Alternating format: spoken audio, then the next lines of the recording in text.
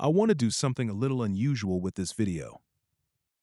I want to imagine with you what would happen if someone spent a year asking working physicists why anything exists.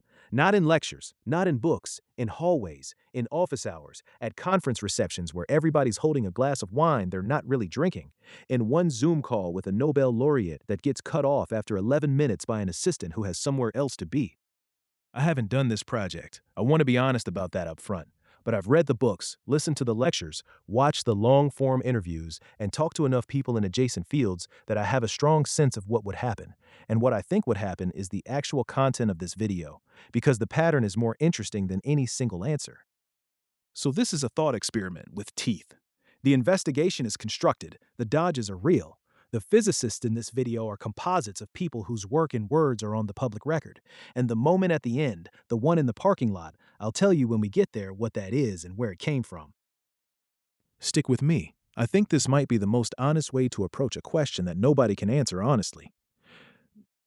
Why does anything exist? Why is there something rather than nothing? Leibniz raised the question in the short essay in 1697. He pointed out that nothing would have been simpler and easier than something. Nothing requires no laws, no setup, no first cause. Something requires all of that and then some. So why did the universe go to the trouble? 320-some years later, nobody has answered him. Not really. Not in a way that holds up to a follow-up question. But here's the thing. Physicists keep getting asked. They get cornered at parties. They get emails from undergraduates. They get the question lobbed at them in Q&A sessions after talks that were supposed to be about something else. And over the years, if you read enough interviews and watch enough lectures, you start to notice that they don't just fail to answer, they fail to answer in patterns. There are, by my count, 5 of them. 5 distinct ways physicists dodge this question. And once you can see the patterns start telling you something about the question that I don't think the physicists themselves fully realize they're telling you.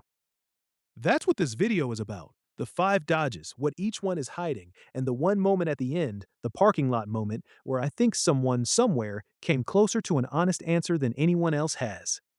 Quick context before we go in. I'm not a physicist. Undergraduate philosophy background, long embarrassing history of reading pop science books in coffee shops and pretending I understood them. What I do have is the ability to ask a stupid question with a straight face, which turns out to be more useful than I expected when the question itself is the kind that smart people have learned to deflect. I also want to say, I'm not doing this to dunk on physicists. I love physicists. The dodges aren't dishonest. They're not even wrong, mostly. They're the result of very smart people running into a wall their tools weren't built to climb. The dodge is what happens when the wall pushes back. Okay, let's get into it. Dodge number 1, the punt to cosmology. This is the most common one by a mile. You ask why anything exists, and the physicist immediately starts talking about the Big Bang, inflation, the first 1/1,000,000th of a second, the cosmic microwave background, quantum fluctuations in the early vacuum. They will go deep. They will get excited. If there's a napkin nearby, they will draw a light cone on it. And 40 minutes later, you realize they have not answered your question. Because the Big Bang isn't an answer to why anything exists. The Big Bang is a description of what happened starting from a moment when something already existed. It's the universe's first chapter, not the reason the book got written. Generally, no mentions what meaning means anything. You can find this dodge in the wild constantly. Watch any popular interview with a working cosmologist where they get asked the why question. They will almost always pivot to the what happened question because that's the one they can answer. There's a Sean Carroll lecture I think about a lot where someone asks essentially this question and he, very politely, redirects to the Hartley-Hawking no-boundary proposal, which is a description of how the universe might have begun, not why it should have begun at all. When pressed, the punt eventually resolves into something like, well, that's not really a physics question, which is the dodge inside the dodge, because if it's not a physics question, then who exactly is supposed to be answering it? The next person in the chain usually has their own version of the same dodge waiting. I came to understand, working through this, that the punt to cosmology is what physicists do when the question pushes past the edge of their model. They retreat into the model. The model is where they're safe. The model is where they're good. Outside the model, they're just people, and people don't know why anything exists either. Dodge number 2, the shrug to philosophy. This is the cousin of dodge 1. The physicist hears the question, recognizes it's not a physics question, and does a verbal handoff. Oh, that's really more of a philosophy question. You should ask a philosopher. Notice something subtle here. The shrug to philosophy is almost always delivered with a faint hint of dismissal. Not always. Some physicists genuinely respect philosophy, but often enough that it becomes a pattern you can feel coming. The implication is that philosophy is the place questions go when they can't be answered properly. The graveyard, the lost and found. The problem is, when you actually go ask the philosophers, they often shrug the question right back. They'll walk you through Leibniz, mention the cosmological argument, gesture at Heidegger, and then leave you holding the question like a hot potato. There's a whole subfield called metaphysics of modality that argues about this stuff, and even the people inside it will admit, when pressed, that they don't know. So the question gets passed from physicist to philosopher to theologian to back to physicist, and nobody wants to be holding it when the music stops. A philosophy professor I know, actual professional, tenured, the real thing, once told me that the smartest skill he ever learned in graduate school was how to make a question sound profound enough that nobody asked you to answer it. He was half joking, only half. Dodge number 3. The reframe to "you're asking it wrong." This is the most intellectually slippery dodge and, honestly, the one I have the most respect for because it's the one most likely to actually be correct. The physicist hears the question and tells you the question itself is malformed. They'll say something like, "Why" is a question that only works inside causal structures. You're trying to apply it to the thing that contains all causal structures. That's a category error. Or they'll go Wittgenstein on you. The question feels meaningful, but it's actually a grammatical illusion. Language broke before it got to the answer. Or, if they're feeling spicy, they'll go full Tegmark and tell you the universe is just a mathematical structure, and mathematical structures don't need a reason to exist any more than the number 7 needs a reason to exist. Here's why I respect this dodge. It might be right. It really might be that the question is broken. Our brains evolved to ask why questions about leopards and food and other humans. Applying that machinery to the totality of existence might be like trying to use a microwave to play a vinyl record. The tool's just wrong for the job. But here's why it's still a dodge. Even if the question is malformed, the fact that we keep asking it is itself something that needs explaining. Why does a universe produce creatures who ask unanswerable questions? Why does the malformedness feel so much like meaning? The reframe doesn't escape the gravity well, it just relocates it. You can find a version of this dodge stated very cleanly in interviews with Sabine Hossenfelder, who has said in various forms that the question is, strictly speaking, not a question. It's a feeling we've dressed in question clothes because we don't have better clothes for it. I think about that framing maybe once a week. Dodge number 4. The multiverse escape hatch. This one is interesting because it sounds like an answer, but it's actually a redirect.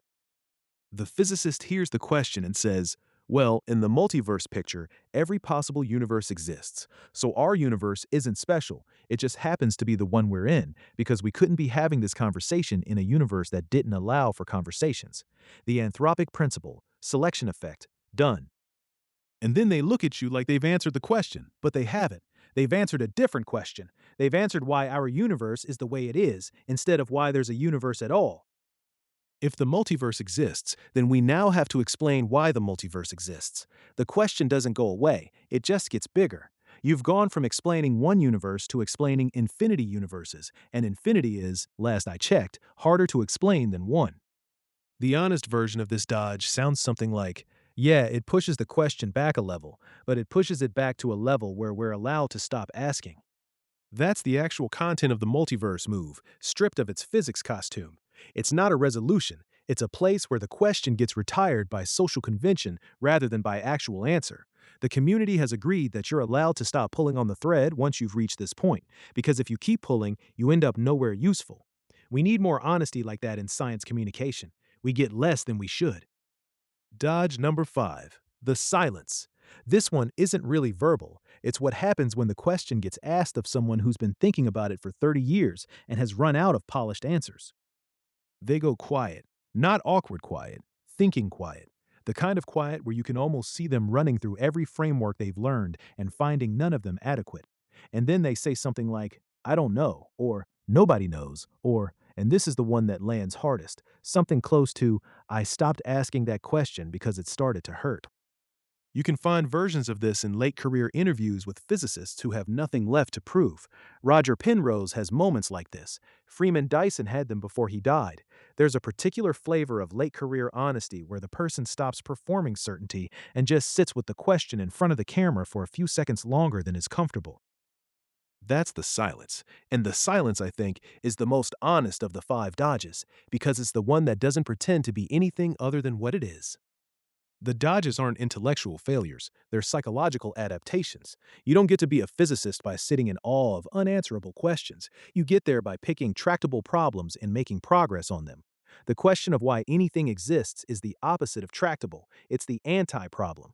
Spending too much time on it is, professionally speaking, a form of self harm. The dodges aren't dishonest. The dodges are how a working scientist survives the question without letting it eat them. Okay, now I want to take you to the parking lot. I told you at the start that I'd be honest about what this scene is, so here it is. The parking lot scene is a composite. It's built from a handful of moments scattered across interviews, lectures, late night podcast tangents, and one specific essay by a physicist named Marcelo Gleiser that I read at the wrong time of night and couldn't stop thinking about for weeks. None of it happened to me, but the idea I'm about to walk you through is real, and the form I'm giving it, the parking lot, the orange light, the older theorist tapping the roof of a car, is the form that helped me actually understand it. Sometimes a constructed scene is the only way to carry a real idea across. So, the parking lot. It's October, early evening. The light has that orange quality where everything looks slightly nostalgic for itself. There's a crow on top of a streetlight. The crow looks like it knows something, which is the kind of thing your brain does when you're tired and have been chasing a question too long. The older theorist, late 60s, quantum gravity background, moved into foundations late in his career, stops at the car and looks at you for what feels like a long time. And he says something close to this: I think the reason no one can answer your question is that the question is the answer. The fact that the universe contains something that asks why it exists is not separate from the fact that it exists. They're the same fact, viewed from inside. There's no outside to look from. There never was. And then he taps the roof of the car twice, says good luck, and walks back across the lot. You sit in the driver's seat for 15 minutes before you turn the key. I want to be careful with this, because I've spent a lot of time with this idea and I want to do it justice instead of turning it into a tidy YouTube ending. The idea isn't mystical, it's almost technical. It lives in the same neighborhood as Wheeler's participatory universe, where observers aren't separable from the system they observe. It lives near certain readings of quantum mechanics where measurement is constitutive of reality. It lives near the anthropic reasoning we already touched on, but pushed to its actual conclusion instead of treated as a way to stop asking. The claim is roughly this: asking why anything exists assumes there's a vantage point outside existence from which the question makes sense. But there isn't one. There can't be one. Any vantage point is, by definition, inside the thing being asked about. The asker is part of the asked. The question is part of the answer. They're not two separable things that just happen to coincide. They're one fact in two grammatical positions. If that's true, and I'm not saying it is, I'm saying it might be, then the reason no one can answer the question isn't that the answer is hidden, it's that the question is shaped wrong for the kind of answer it's asking for. It wants an external explanation for a system that has no external. The dodges, in this light, stop looking like failures. They start looking like the right behavior in the presence of a wrongly shaped question. The cosmologist who punts to the Big Bang isn't running away, they're showing you the shape of the wall. The philosopher who shrugs is showing you a different angle of the same wall. The multiverse advocate is showing you that the wall is bigger than you thought. The silent one is showing you the wall directly, without commentary. The dodges, all five of them, are physics telling you in five different accents that you've reached the place where its tools stop working. And maybe that's the actual answer. Maybe why is there something rather than nothing doesn't have a content answer, a sentence you can write down that resolves it, but it has a structural answer, which is, this is the shape of the wall at the edge of knowing. This is what it feels like to be a piece of the universe trying to step outside itself. I find that, weirdly, more satisfying than any of the official answers I started with. A few more things before I wrap, because there are corners of this question I couldn't fit into the five dodges, and they've stayed with me. There's a thing certain particle physicists do when you push them hard on foundational questions, where they just say yes and refuse to elaborate. It happens more often than you'd think. I've watched interviews where it happens. I don't know what they mean. I think about it constantly.